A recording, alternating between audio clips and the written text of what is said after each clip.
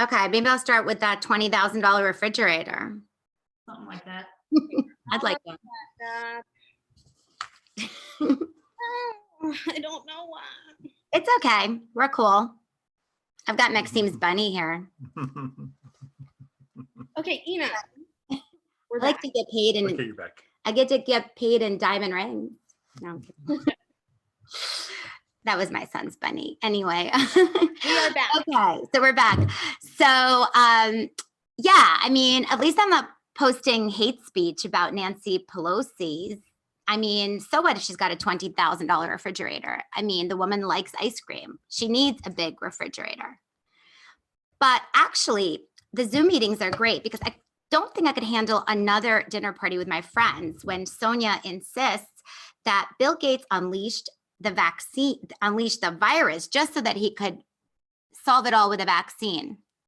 I could just put her on mute and be like,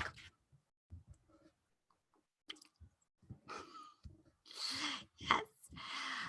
So my husband wants to escape by renting an RV and driving from New Jersey to Arizona. And I said, honey, doesn't every zombie movie start with a couple driving an RV cross country during a pandemic? We're not Will Smith and Sandra Bullock because they get out of it alive. Anyway, why don't we just comply with the stay-at-home order? And why schlep all the way out there? Why not wait for the zombies to come to us? And then, honey, by the way, what about my parents and the dog and the nanny? He said, listen, I think that your parents could take care of themselves and they can take care of the dog. So then I thought, well, actually, it's a week-long trip. He's going to be driving. I'm going to be sitting next to him. The kid's in the back. I said, you know what? It'll be great. I can just talk to you the whole time. And then he said, actually, I'm concerned about your parents and the dog and the nanny. So my kids are complaining about all the quarantine-induced yelling in our house. And my daughter said, Mom, why don't we just stop yelling and give each other the silent treatment? I said, well, honey, we can't because then we'd be Dad's family. My mother-in-law is a proper wasp. She's got a stiff upper lip, like literally. She broke her jaw once and we couldn't tell the difference. When I was a kid in Russia, I asked my parents where babies came from, and they told me they bought me at a store. I didn't believe them because it was communism. The stores were empty. You'd have to stand in line for days for chicken and they'd run out. When we came to America, my friend Vicky said she wasn't sure where babies came from, but she thought it took 9 months. So then I thought, well, maybe they did get me at a Russian store. Actually, we rewatched the Super Bowl and the J-Lo show, and my daughter asked, Mom, is stripping a legitimate means of earning value in the workplace for women, or is it an oppressive tool of toxic masculinity? I said, I think it's all about the strong core. My mom still likes Trump. I said, Mom, he's so anti-immigrant. You're a refugee from Latvia. She said, so what? I am here now. Close the gates.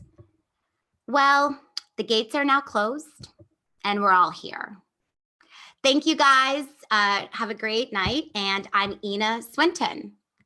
And the next performer, which is Jorge, and he is coming all the way from Texas. I think I wrote down his last name too. Yes. Hello, everybody. First, I want to say thank you to the American Comedy Institute for having this. And here we go. A little bit about myself, man. I started in entertainment a long time ago. I was very young. And my first paying real job was at a radio station for the #1 radio station for hip hop and R&B. This was an all-black radio station, and I was the only Mexican. Right. I remember the first day they gave me a call. They're like, hey, George, do you think you could come in about 3 hours earlier? I'm like, yes, I'll be there.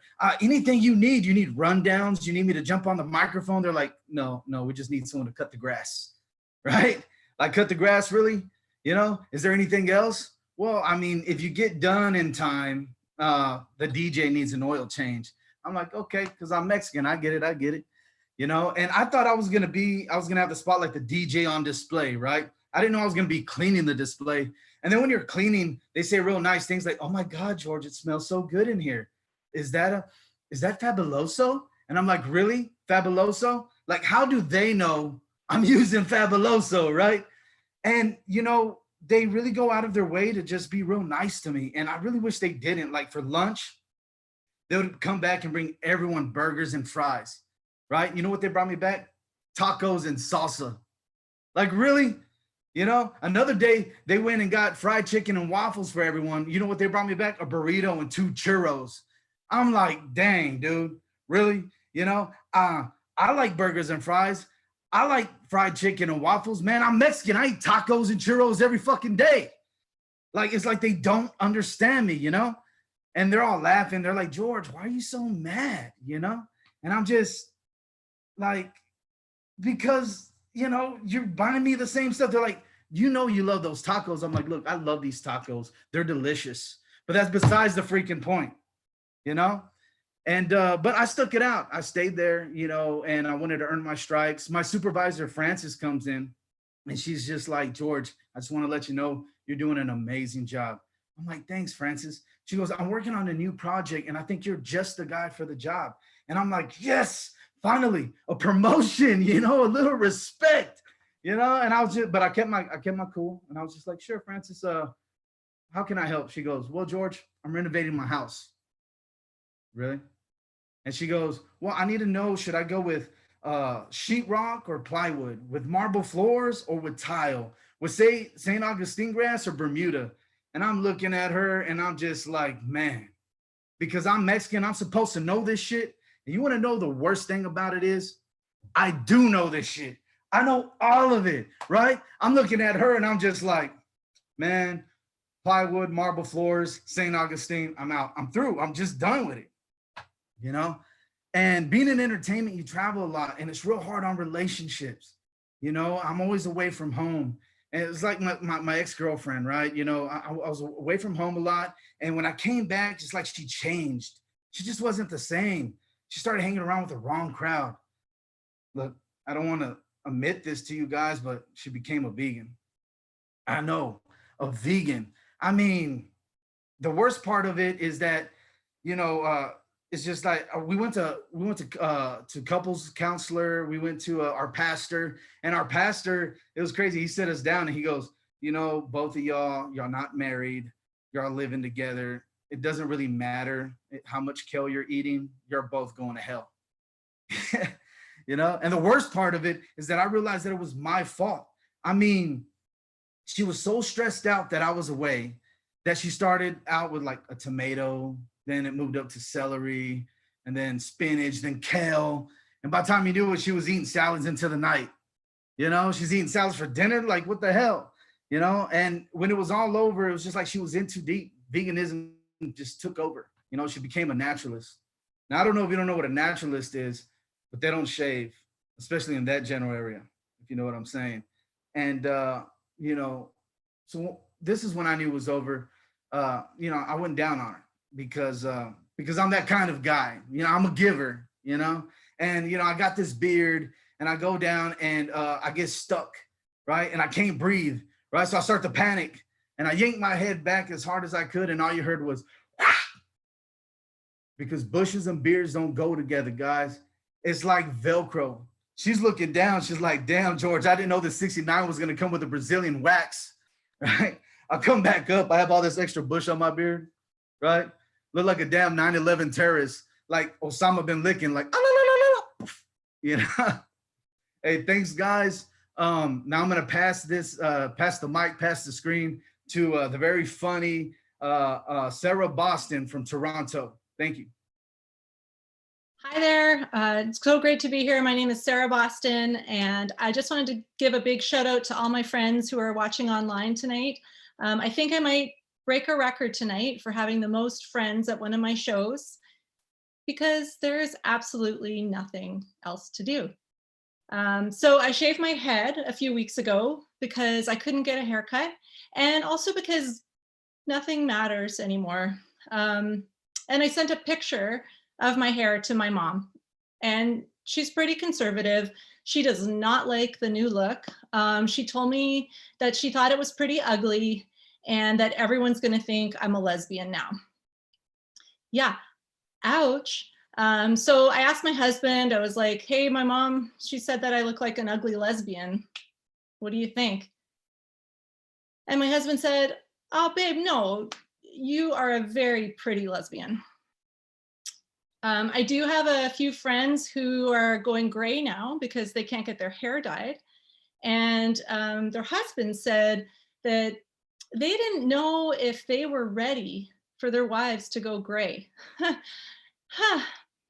Really, that's funny because I don't know if I'm ready for my friends to be married to assholes. So I'm a veterinarian, and as a profession, we have very low self-esteem. We were all completely stressed out because we didn't know if veterinarians were going to be deemed essential workers. But we did it, you guys. Veterinarians are essential. We were ranked on the list just below the liquor store. So we are able to still see our patients, but things have changed a little bit. We have to keep the clients outside. So we bring the pets in, but the clients and the owners, they have to wait outside in the parking lot. And yeah, I mean, wow, it's been awesome. It is so great. It's the best. So now when I'm examining a dog and I'm doing a rectal exam, all I hear is quiet. I don't have to listen to clients say things to me like, hey doc, aren't you gonna buy him dinner first? Or, oh, he likes that. He's just like his daddy. Or my favorite, don't forget to cup his balls. Yeah, I don't miss that. Clients also really like to bring something in with their pet when their pets are staying with us in the hospital. And we can't do that right now either because they are disgusting fomites, but you know, I get it. I know it's very sweet. They want their dogs to have something from home. Except when they say things to me like, I slept in this shirt for a week and I rubbed it on my body so it has my smell. And then they hand it to me expecting me to take it from them. Honestly, you didn't need to bring that in. Dogs have an amazing sense of smell. I think your dog could have smelt that shirt from your home. Actually, that shirt smells so much like your smell. I think I could have smelled it from your home. But clients the owners, they're always wanting to give us so much information. I have a colleague and she had a dog that came in for a neuter. He was 10 years old. And so she asked the owner, well, why are you doing the neuter now? And the owner, she replied, I just can't take it anymore. Now, this would have been a great time to stop asking questions, but the veterinarian persisted. And the owner told her, every time he has an erection, I have to help him finish. It's too much. Yeah, so just in case you missed that at home, every time her dog had an erection for 10 years, she gave her dog a hand job because she thought she had to. I don't know if she needed a veterinarian or a marriage counselor, or maybe both. But at least if you have this problem and it's a dog, you can get them neutered. I do know at some point, you know, things are going to go back to normal and we're going to have to unlock our hospital doors and let our clients back in. I mean, we can't leave these owners out in the parking lot forever. I mean, can we? No, really, like, can we? Thank you everybody so much for being here. Thank you for supporting live comedy, thanks to the American Comedy Institute. I can't wait to come to New York to see you. Let's keep this going for our next comic. She is a fellow Canadian, also in Toronto. She is very funny, and she's also making her American Comedy Institute debut this evening. Please welcome Marlena Kasler. My God, thank you so much, Sarah. It's so great to be here. Thank you. The other day, I was wearing a name tag, and I looked on my Zoom screen, and that is when I found out that my name, spelled backwards, is Anal Ram. Yeah, check it out. Yeah, it's legit. It's Anal Ram. You know, I'm not even into Anal Ram. Like, why can't my name spelled backwards be like dude who calls me back, or like erotic massage, or vibrator on setting 2? Like, were my parents aware that my name spelled backwards is Anal Ram? They were like, oh my God, this is perfect. She's already a pain in the ass. Marlena sounds like graceful when it's not backwards. I introduce myself as Marlena, and people are like, what a beautiful name. So do I tell them? I kind of think I should, because I know that they won't forget my name, because I'm told that you'll never forget an anal ram, even if you try. I was making a dating profile, and the site said, compare yourself to a cocktail. So I wrote, I am like a bottle of bourbon that was left in the back of the liquor cabinet. People pick it up and they're like, it looks good, but there's got to be some reason why somebody left it here. I feel sorry for all of the Karens of the world during quarantine. Like, how are they going to survive if they don't have anyone to complain to? Like, all of the managers and servers are at home. Who can she complain to now? Like, how can you get through the day without telling a server to send their water back because there's too much ice in it? Karen's making dinner for herself now. And how can she demand that her meal be free? Because she knows for an absolute fact that her gluten-free pasta is not gluten-free. And when this is over and we get to the new normal, a lot of the people that she's used to complaining to are going to be behind plexiglass.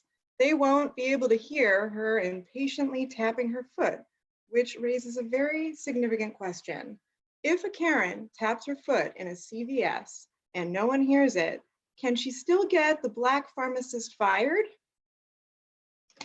I'm sure that there is some good things about this quarantine for Karen. Like, she's got some time to catch up on writing her Yelp complaints, and it's probably been helpful for Karen's husband too, because now that we all have to wear masks, finally there's something to cover up Karen's mouth. I was on a date the other night, and we had nothing in common. After a couple drinks, he started complaining about his 12-year-old son. He's like, he loves to nap all the time, takes forever to leave the house, refuses to do any chores. And if it were up to him, he'd only eat pasta. He's like, can you believe that?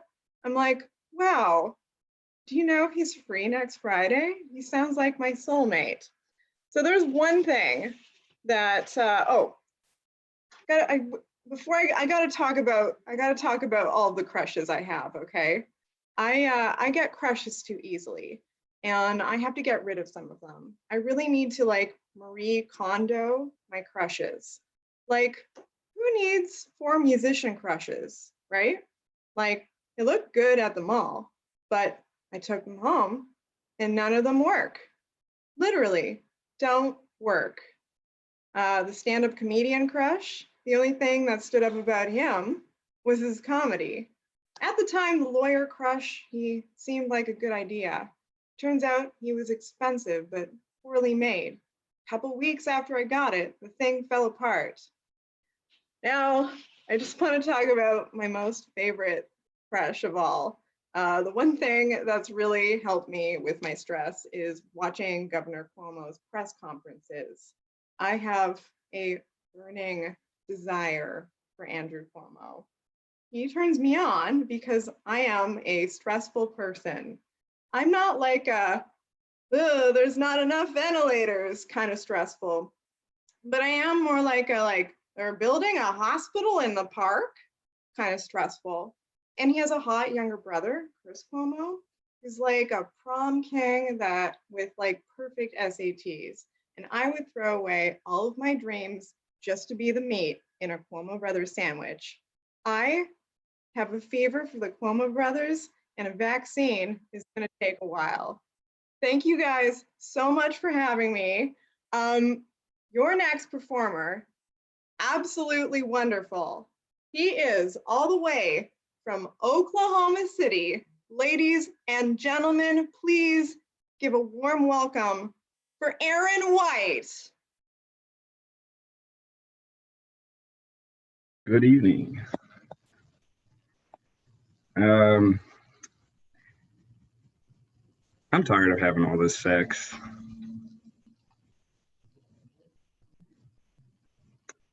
So like, I got long hair, a beard, wearing a wild shirt. Yeah, you could probably assume that I was in the military. Got resting LSD face. In fact, when I was in the Navy, I couldn't do drugs, which sucks. So I started selling them instead. I mean, honestly, it was just a bunch of extra Tylenol that I had,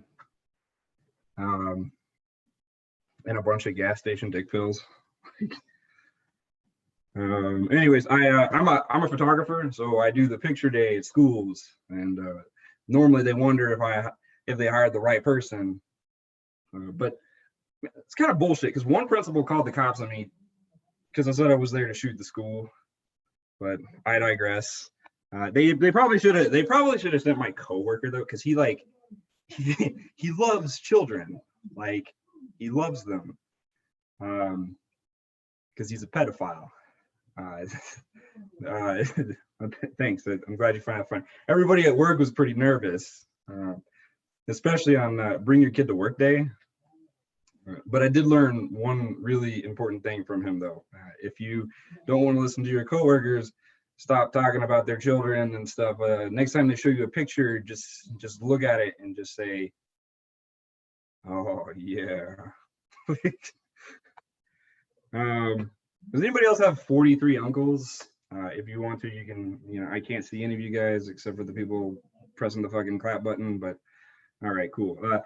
And anytime, maybe like, anytime you want to skip work, one of those uncles just happens to pass away. Okay, cool. Thanks for the clapping. Because I told that joke to my actual uncle, and he laughed so hard he had a heart attack and died. I'm just playing. But some real talk. His wife was tragic though. She had this geriatric pregnancy, and one day I was holding their kid, and I got sick of holding it because it's a kid, and so I gave it back to my aunt. But I totally forgot that she had Parkinson's disease. And oh my god, it felt like I was putting a child inside of a washing machine. I'm sorry, I'm still stuck on this. Do you guys ever think that Michael J. Fox ever shakes so hard that he makes it back to the future? Anyway, whatever. I kind of look like a buff Muppet. Waka waka, motherfucker.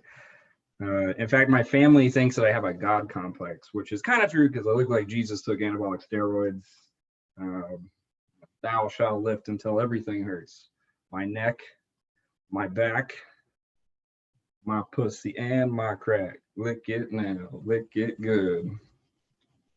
Leviticus 8:16. Let's see, speaking of me, my name's Erin White, and I joined a Facebook group called Erin Whites of the World, which was pretty cool, but I logged in 3 days later, and holy shit, they changed the name to Aryan Whites of the World. That was unfortunate. What else is interesting? If you want to figure out which dogs are real service dogs, just do meth. Because if you bring it to the airport, you'll figure out very quickly. And if you're feeling very lonely, you can run through TSA and everybody gives you a hug. Let's see, what else is kind of interesting. I started doing comedy because I'm pretty decent at making up stuff. Like I was a tour guide. If you follow me down the Industrial Revolution section, you'll notice that in 1783, the steam engine was created by Tupac Shakur. And then like I made a fake online dating profile. I didn't even do anything cool with it. I just sent my matches motivational quotes from Snapple bottle caps. Like, don't give up, Kevin. You're worth it, Cletus. Please refrigerate after opening. And my favorite was just bullshitting on my resume. Like, I didn't even care if it made sense. I'd be like, Mr. White, we see here that you have an MBA, a PhD, and a DMV. You mean a doctor and master of very important things? If you keep reading, I also put that I had an STD. Yeah, so you put that under the skill section. Let's see. I've been recently. I don't know why I'm just not. Well, no, I've always been aware of this. I've been driving without windshield wipers for like 3 years because driving's too easy. I mean, really, it's because they're too expensive. But it doesn't really matter because I've gotten really good at driving without them. Like I'll just stick my head out the window and I'm looking. Well, I mean, at least I used to be able to do that, but then my driver's side window broke too. So you just gotta look through the windshield like really, really hard. But I mean, but now that's gotta like, crack. It's a shit show whenever I drink and drive. Let's see what else is interesting. In my family, we have custody of these they're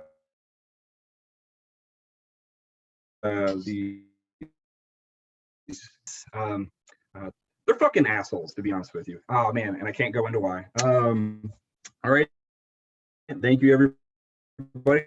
This was the shit. But I'm glad to bring up your next funny comedian. He's fucking hilarious. Let's give it up for, now I sound like a douche for not remembering that. It's Crispin from Fairfax, Virginia. Sorry, Chris. Thank you. So happy to be here. Thank you so much. You ever seen someone that's too attractive to be doing the job that they're doing? Like they'll look like a model, but they're working the register at a CVS. Like something does not make sense here. I thought pretty people were supposed to have it easier in this world. There's no reason Kate Upton should be scanning my Tylenol right now. I went to a Benihana the other day, and our chef was just way too sexy. Like way too sexy to be cooking at a Japanese steakhouse chain. I was like, this is inappropriate. I should not be this turned on at a restaurant. I would understand if I was at like a Hooters and the staff was making me feel some type of way. Like that's just American, right? But this is not Hooters. I should not be getting aroused by the man stacking an onion volcano in front of my family. I was seriously concerned though. I was like, what are you doing here, bro? You're tall and jacked. You could have been an actor, a pro athlete, I don't know, a samurai. Like, what went so horribly wrong in your life that your only career option was a hibachi? Like, I don't understand. I didn't actually say any of that to him though. He would have beat the shit out of me. I just ate my fried rice and said thank you. I love Benihana though. I didn't realize until embarrassingly late that Benihana was a chain and not some grassroots establishment situated conveniently in the middle of my local mall. I was like, damn, what a nice little hole in the wall restaurant they've got here. They should think about franchising. And then my mom shamefully informed me that they're actually a global company with 116 locations around the world. Apparently they're everywhere. I had no idea. Little Rock, Arkansas even has a Benihana for some reason. I didn't even know Little Rock, Arkansas had Asian people. I'm very confused as to how that location operates. I'm just imagining one very lonely Japanese man with a cowboy hat and a fake accent. I would not be surprised if all of the chefs at Benihana Little Rock just didn't have accents. They probably put on fake ones just to entertain the poor Arkansas people because I'm sure they don't know the difference. All you gotta do is bow and say, hello, and they'll all applaud like, wow, he's so authentic, wow. I miss Yao Ming. He isn't dead. I just haven't heard from him in a while. I hope he's doing okay. You all remember him, right? Houston Rockets legend, my Asian sports hero. That guy was a monster. The only problem I had with Yao Ming was that he spread false optimism. He had an entire generation of young Asian boys believing that they could also grow up to become a Hall of Fame NBA center. Set us all up for disappointment. And I believed it too, because I was a stupid idiot that didn't have even the most basic understanding of human genetics. I should have realized that a 5'5" dad and a 4'10" mom weren't going to produce a 7-foot son. That's just not how it works. Shit, I couldn't even hit 6 feet. That's even more embarrassing. I always assumed that I was going to grow up to be 6'3" because that was the height of my two childhood idols, Derek Jeter and Alex Rodriguez. But like Alex Rodriguez before steroids and his affair with a 50-year-old Madonna. After that, I was like, ew. But I actually grew pretty fast when I was younger, so I just assumed I was going to get there eventually. But as soon as I hit 5'10", my body was like, all right, that's enough, and everything just stopped. Kind of upsetting, but I honestly wouldn't be so insecure about my height if it weren't for my younger sister hitting these ridiculous growth spurts right now. She's 14 years old and she's 5'8". I used to be able to carry her on my shoulders like it was nothing. We tried to do that again last summer and I fractured a vertebrae. I don't know why she got all the tall genes, but it's not fair. Because being tall when you're a girl just amplifies it even more, especially to me as a shorter guy. Like if you're 5'9" as a girl, you're basically 6 feet to me. And if you're 6 feet as a girl, you might as well be 6'6". Like, damn, just dunk on me already, please. But my sister's still growing. It's absurd. The doctor said her projected height is supposed to be 6'1". Are you serious? I had to pull her aside, like, listen, Stephanie, you gotta chill out with this shit. 6'1"? How could you do this to me? Like, I'm your older brother. I've always loved you. Please, just show me some respect. It's the least you could do. Like, what do you even need to be that tall for? I know we keep the Chex Mix on the top shelf, but it's not that serious. I can just grab it for you. There's no need to turn into a giraffe on me. It's embarrassing. I told her straight up, I was like, if you actually grow to 6'1", I'm gonna have to amputate your calves and reattach your feet at the knees. I'm sorry. There's just no way I'm gonna let you emasculate me like that. Thank you so much. You've been great, thank you. And it is now my pleasure to introduce our next performer. She is a very funny comic from the Upper Peninsula of Michigan. Please welcome Kelly Keel. Can you hear me? Yes. Hi, everybody. I'm super excited to be doing another ACI show. Hi, Mordecai. Hi, Scout. Hi, Daisy. This is my second time doing an ACI workshop. The first time I did one was in December, and I had my stand-up comedy debut with them. I think it went pretty well. I know I had a really good time. I had such a good time that the next morning I woke up and there was a tattoo on my face. So you never know what's gonna happen in an ACI show. Some crazy shit might go down. You gotta stick around. I love my tattoos, but I hate when men try to talk to me about them because we both know you don't give a shit what my tattoo means. It's just the easiest way you saw as a way to try to talk to me and eventually fuck me. You know how many women have come up to me and said, hey, what's your tattoo say? What's your tattoo mean? 0. Because women aren't fucking dumb. Women can find ways to start conversations without pictures being involved. I have to talk to a lot of people in my lines of work. I am a stripper and a funeral director. And I'm really good at it. I think it's because I don't mind touching all the gross people that no one else wants to touch. I mean, I've had husbands. A strip club and a funeral home are pretty much the same thing when you think about it. They both smell like stank ass that's trying to be covered up with cheap perfume. The music is depressing as shit. You'll have way more fun if you're drunk. And it's where you go when you give up on life. But just know, if I ever start a joke with whenever I'm at work, I'm not going to tell you which work it is. You just have to guess. Is it a strip club or is it a funeral home? It could be either one. Enough about me though. I don't want to talk about me. I want to talk about what the people are interested in. And what I hear people talking about all the time is dating. It's so hard out there in the dating world. I wouldn't know. I've never been on a date. I mean, I fucked a ton of people, but like a date? What the fuck is that? Do you mean you eat the food first?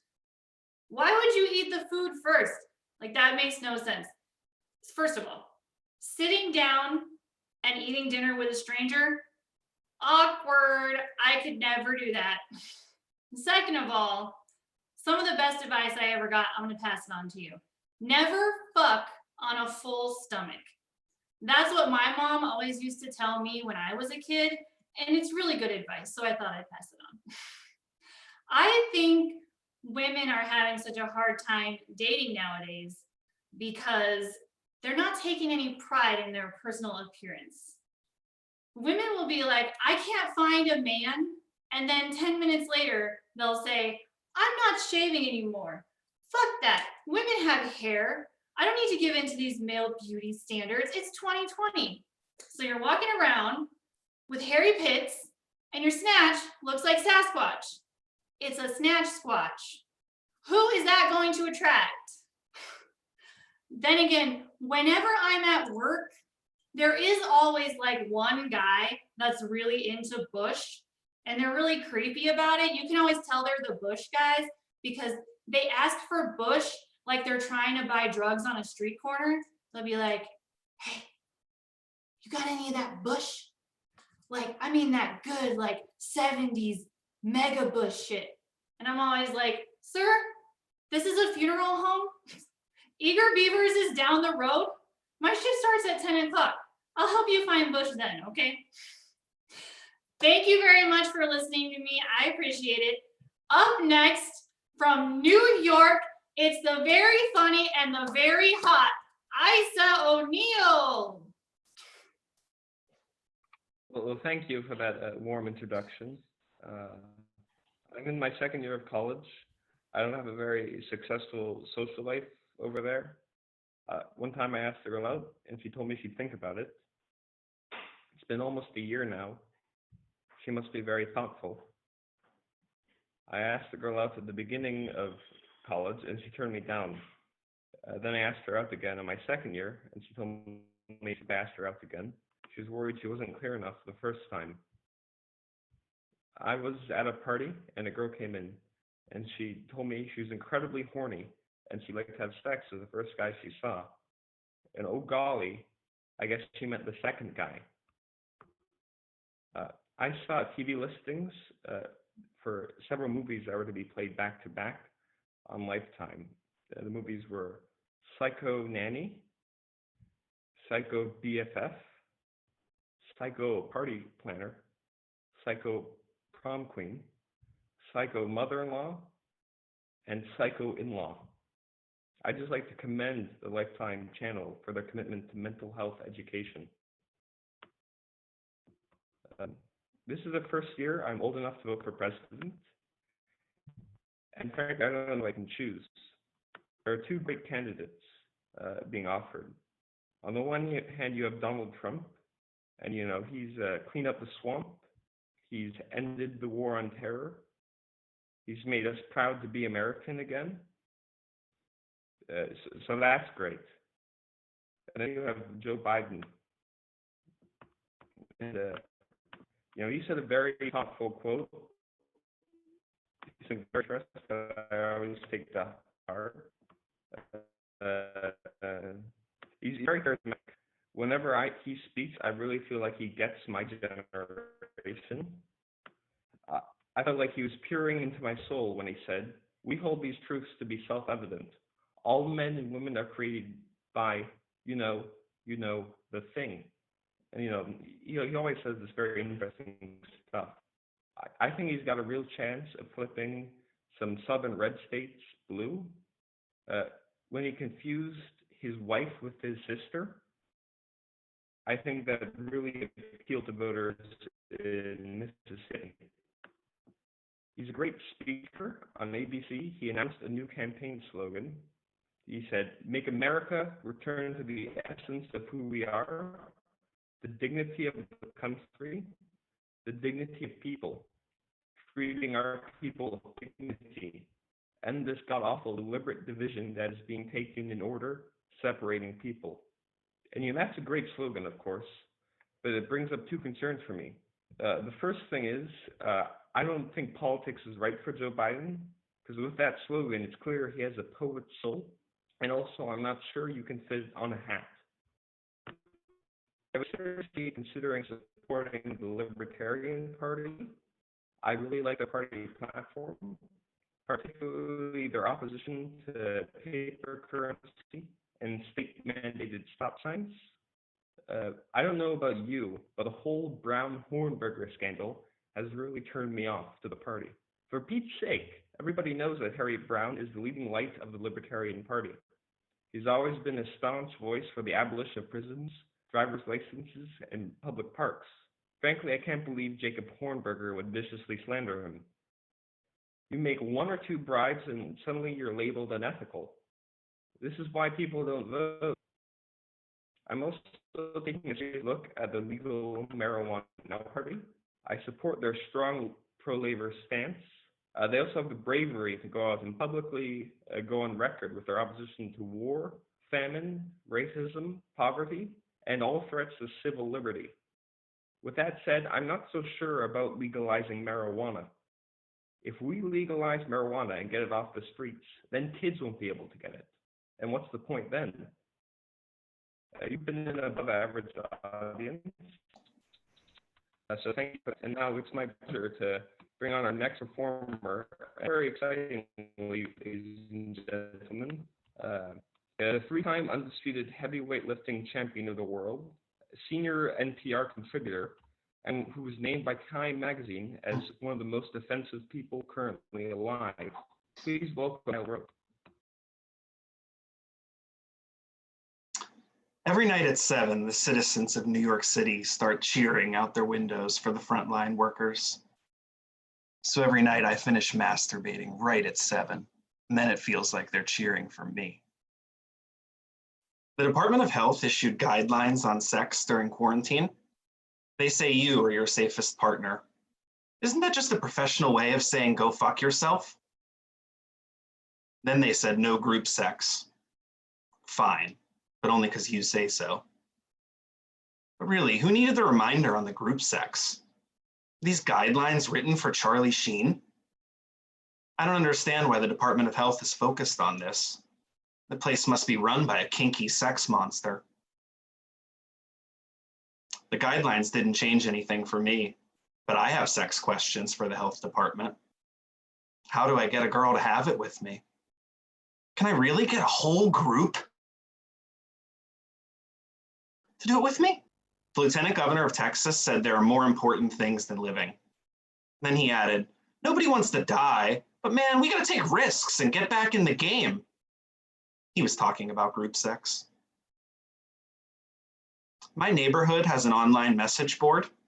This woman made a post saying she was coming off the subway. This creepy guy wanted to show her how fast he could do his Rubik's Cube. Last time I share an accomplishment with a neighbor. I remember talking to that girl. She was screaming about staying 6 feet away from her. And that was last year. I asked my mom for dating advice. She sent me a book titled Romantic Relationships for Young Adults with Asperger's. So I read it, and all of a sudden my life made so much sense. The first chapter said pursuing relationships has never been your strong suit. How'd they know? This book's making me feel so much better about myself. Last year, I went out with a girl and she didn't text me back. So I called her 37 times. She said I was creepy and annoying. But according to this book, I'm not creepy and annoying. I'm persistent and hardworking. I used to play a lot of poker, and I realized that's irresponsible. Work, get paid, then risk my money. Now I work at a hedge fund. I get paid to risk your money.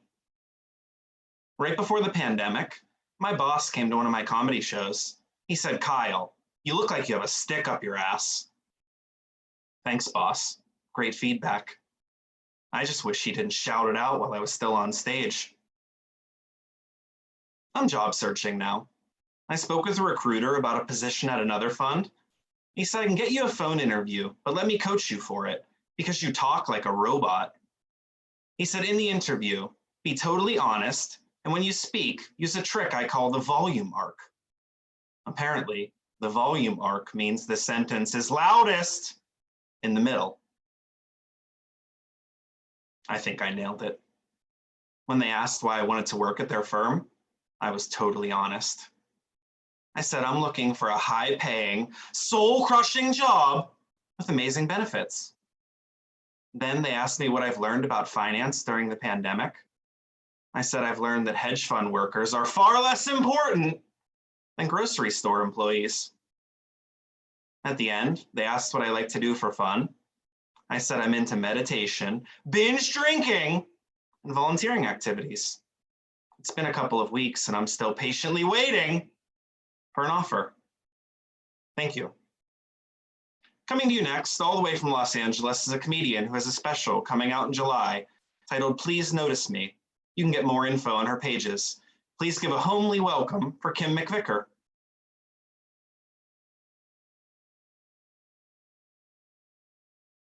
All right, it's asking me a bunch of questions about muting. Unmute myself. Cool. Woo, woo, we did it. I'm so excited. Okay, dude, this is crazy. This has been such a wild ride. And I'm stoked because I'm drinking in my bed.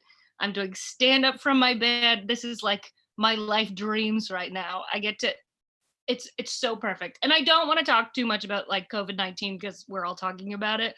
But I do have to say that I've noticed that my behavior is changing since this whole thing is happening. Like, it's upsetting because it's making me a better person, and it's very upsetting. Yesterday, I caught myself asking my husband if he had anything to say. Turns out he didn't. So I guess nothing has really changed if you think about it.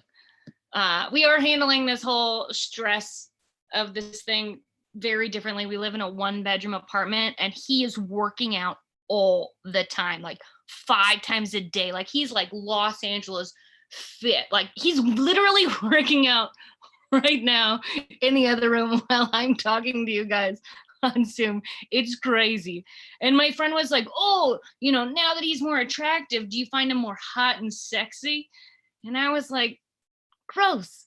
I would never think of my husband as sexy. He's family. You're not supposed to think of your family as sexy. That's inappropriate. Ugh. I don't know.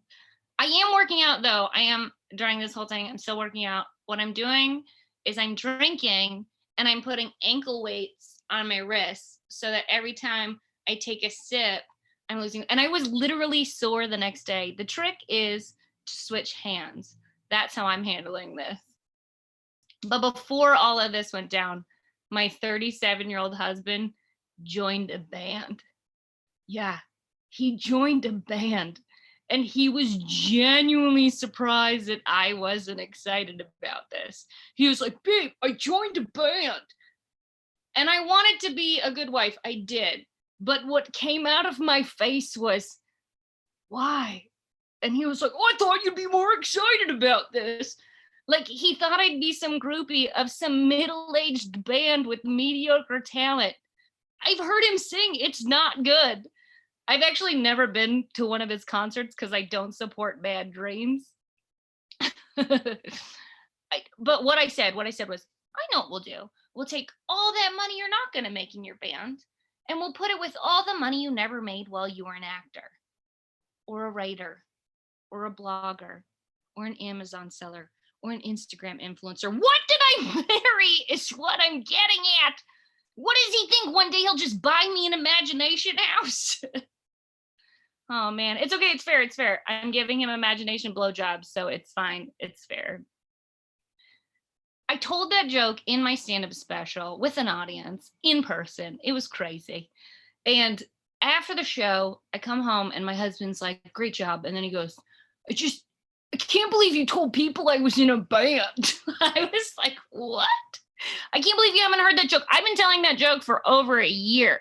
And he was like, it's just that they kicked me out of the band. What? They kicked him out in a week. And he didn't tell me. Like, what? That's such a better tag to that joke. First of all, like, why didn't you tell me? Second of all, like, I have been avoiding talking to him about asking any questions about this band because I don't want to go to the concert. And he was never, like, they didn't think he was a good singer either. Oh, man, life. I mean, thank you, everybody, for being here on YouTube. I really appreciate it. I'm going to teach you some facts just because you're here. Feel free to Google this. Did you know that only 3% of male birds have penises? It's a real thing you can Google right now that I'm talking. 3% of male birds have penises, but millions of years ago, 100% of male birds had penises. What happened was the ladybirds didn't like having sex with the male birds to make babies. So over evolution, the male birds' penises just got smaller and smaller and smaller until they just disappeared. So there's hope for us, ladies. There's hope. Yeah. And let that be a lesson to all you gentlemen watching right now. If you don't start being better in bed, your species is going to lose their peepees. And if you already have a small one, you can thank your great grandfather for being such a shitty leg. That's evolution, man. That's evolution. You guys, this has been such a crazy experience for me. Thank you so much.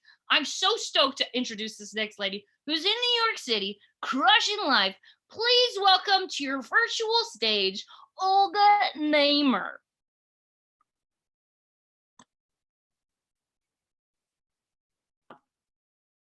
Hold on. Hi. Did I unmute? Yes? Okay, great. I hope everybody's alive. I mean, you're here. I got Lyme disease yesterday. I came to Vermont. I wanted to not have Corona, so I came here and I got Lyme disease. So I'm looking for a man with Corona. Cool. Corona and Lyme. All right. Quarantine, I don't know. I'm an alcoholic in it for sure. I think in 2020, I'm in quarantine. 2021, I'll be in rehab. In 2022, I'll see my parents. Okay. I hate people that are productive during this time. It's like annoying. Why can't they just like die? No. I think they should just be normal and black out like everyone. But now, anyway, okay. I've been very into dishes. I've been doing dishes like crazy, and I discovered, okay, there's I feel like, all right, so I have a dishwasher, but sometimes I also do it by hand. And when I wash a dish by hand, I feel like it's like when you give a blowjob, because it's back and forth until something comes out. Not a blowjob, a hand job. Wishful thinking. Sorry, I'm drinking again, obviously. Okay. Then, okay. Also in the dishwasher, I feel like that big dish, that big pot. It's like that man who man spreads on the subway and takes up 2 chairs. It's just gotta go, Okay. Shut up. I have a friend here. She's my audience, but she left. Okay. This is a thing. This is how you know you've been abused. Okay. It's because I grew up in an abusive home, kind of. I don't know. That's why I'm not there. Because, my mother, she's just a little bit abusive. She had 6 kids. So she would hit 1 a day. And then on the 7th day, she rested. So this is the way I know I've been abused is okay. So one time I bumped into a pole and I was like, oh my God, I'm so sorry.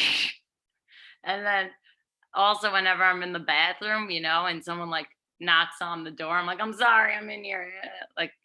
Always scared. And one time Yeah, I got raped and I was like, I'm so sorry. I forgot to shave. Okay. That was dark. Okay. Thank you, George. All right, cool. What else? Oh, okay. They say like your words. This is another rape. I don't know why I'm very into this, the rape, but these are what I was thinking of. So the words are like, you know how they say words are very like the biggest weapon, right? And I really like, because yeah, like one time you know, someone broke into my house and I didn't have a gun or anything, but I started talking and he ran. Okay. That was so dumb. What else? So yeah, I grew up as an Orthodox Jew. And I got married at 17. My husband was 18 years older than me. And I got divorced. And so really now it feels like I'm married, because I mean, you know, I'm doing dishes and I'm cooking, I'm cleaning, and I'm not having sex. So yeah. um Anyway, I grew up very religious, like my dad. Okay, he was very, very conservative. So if I ever like wore a tank top, he'd make me feel like a whore. He'd always be like, "You change." So I would change into a turtleneck, and then I went out and blew everybody. Um, yeah, the turtleneck. It really comes in handy when you're cleaning up your chin. Um, okay. Well, I was working on this before this whole thing, and there's a few jokes I was working on. One of them was a Holocaust joke. Steve's heard it, but I think he said it was too dark, but I'll do it. Why not? It was about this. I just said that the Holocaust, it was the worst. Steve, I'm like, okay. It was the worst of times and the best of times for the Jews, right? Worst of times because we died, but the best of times because the best time to complain. The Jew, they love to complain, and no one could be like, "Oh, that complaining Jew," right? And be like, "Oh yes, the food, it was cold, the beds were hard, the showers, oh, they must have enjoyed them because we never heard back." Um, Hi, Ethan. Okay. Now, I don't know if that was a laugh or a scary, or I don't know how much time I'm doing. I guess what else could I? Oh yeah, then I did this. You know how boys are very into like how big their penis is, right? They're like, "Oh yeah, whatever, my penis is so big." But like, you know, it's like putting a cake in the oven. Like I one time I had this big cake. Had a big cake, and you know, if you don't preheat the oven, it's never gonna come. Okay. Doesn't matter how big your cake is, you can't even open the door. If whatever. Okay, that was dumb. What should I end on? I guess semen. Okay, I had a pimple on my face, and I was like, well, this is good for everyone who's with a man. Okay, I don't have semen in this house. That's why I have a lot of pimples now. But if you do have semen and you get a pimple, you just put it on your face and then it will go away. Okay. And the other thing is, semen is also anti-aging. So that's why I'm going to have a very young looking lower back. Okay. I'm going to introduce the next comic. He is amazing. He's in Massachusetts. Is that right? Yeah. Okay. He's amazing. Please welcome Ethan Hirschenfeld. Hello. Nice to see you all. Thanks for coming out, or thanks for staying in, or just thanks for watching the show. That was Olga Namor. Let's have another round of applause for Olga Namor. I can't hear you because I can't hear you. That's something else. And now let's have a round of applause for all the fantastic comedians that you heard tonight, including some debut comedians who knocked it out of the park. I promise you that's the last baseball metaphor you will be hearing from me. The rest of my act is going to be full of football and soccer metaphors. So or if you're from Europe, football and football. Metaphors. Okay, enough about the metaphors. Let's also hear from Michaela Fagan, your incredible host. Michaela. Let's hear it for the American Comedy Institute and Steve Rosenfield. Okay, enough about those people. Here I am, okay? It's me. I'm here, I'm gonna do some comedy for you. I'm Ethan Hirschenfeld, that's my name. And lately people have been saying to me, they're like, oh my God, this is the most important thing that anyone could be doing right now, comedy. There's nothing more important right now, given what's going on in the world, than comedy. Really, nothing more important? I can think of a few things that are more important, like masks, gloves, ventilators, vaccines, serum tests, a president who's not a psychotic baby. That would be a little more important. But here we are, we're doing comedy. It is important to do comedy. In fact, there is a tradition of comedy being done at moments of tragedy in our history. Many people know about the string quartet that played on the deck of the Titanic as it was sinking into the North Atlantic. Those guys continued to play while the ship went down.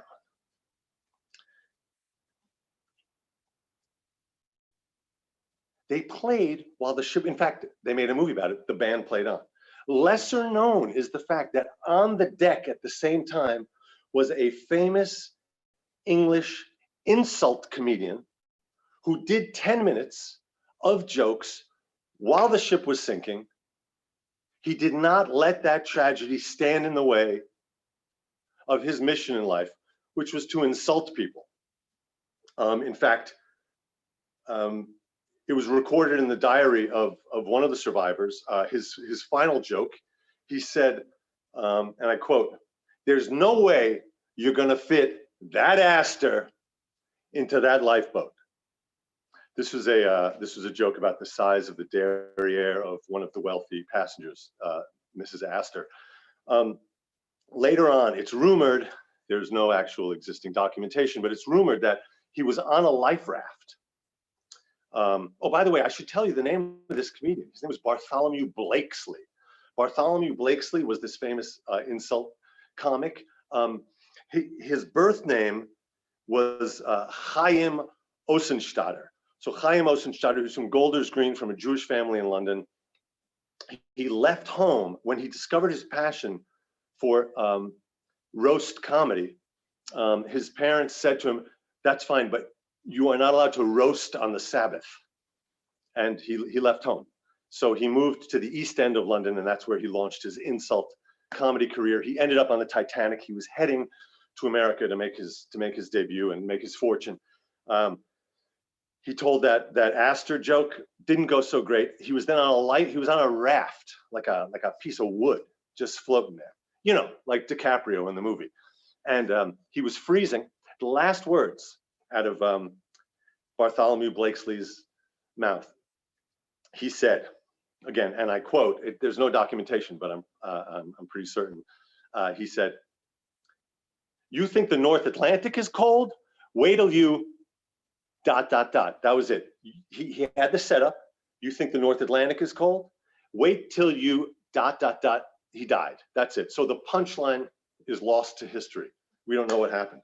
That was not the only episode of comedy coming to the rescue at moments of great historical tragedy. The Iran hostage crisis in the 70s. Little known fact, among the hostages was the assistant to the American ambassador. His name was Preston Montague III. Preston Montague III, born Pinchas Minsk.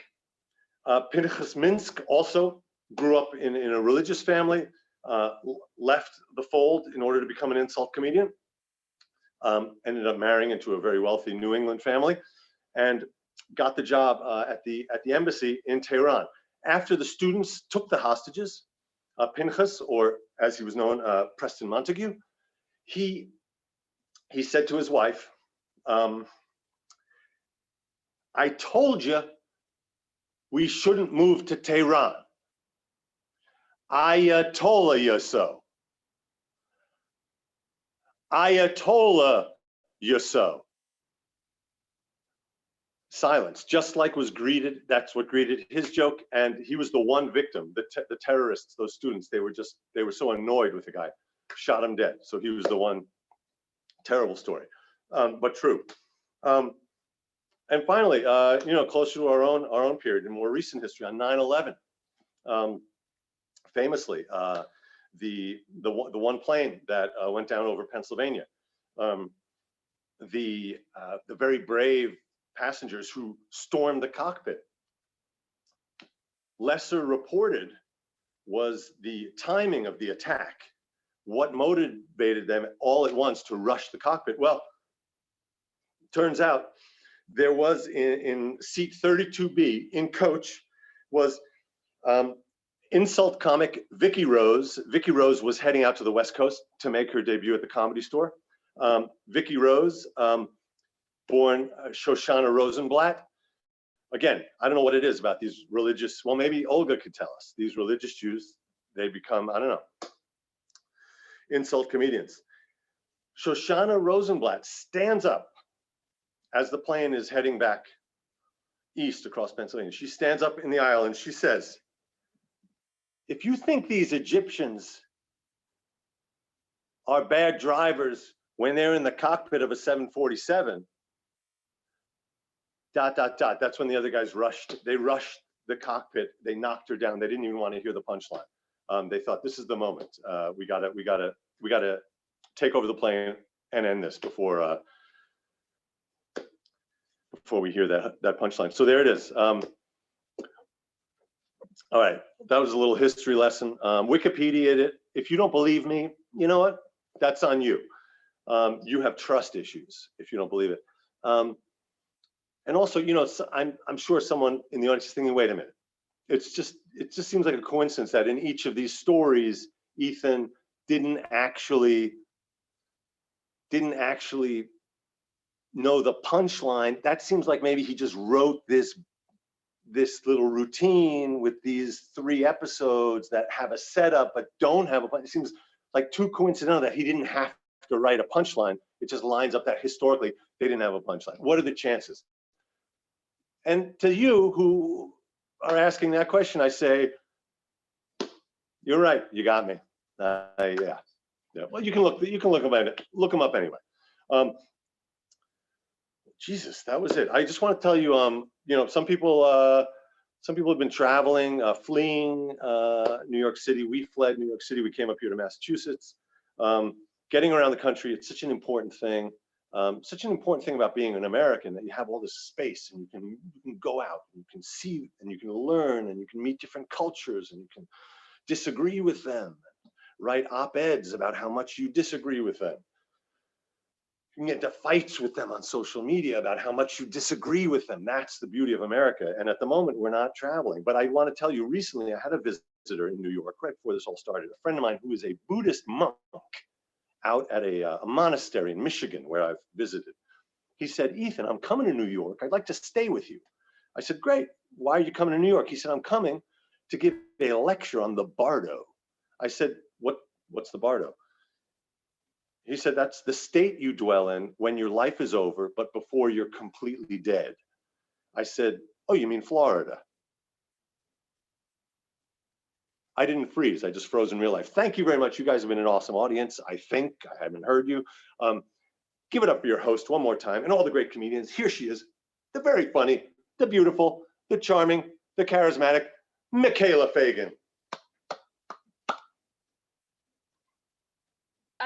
Such compliments. Give it up for Ethan, and just do a little dance wherever you are for all the comics tonight. That was so fun.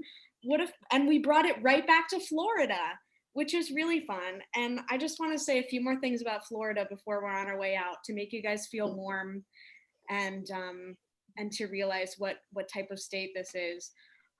In Florida, There are lots of childhood beauty pageants occurring at like any moment. Did you know this? They're all over the place.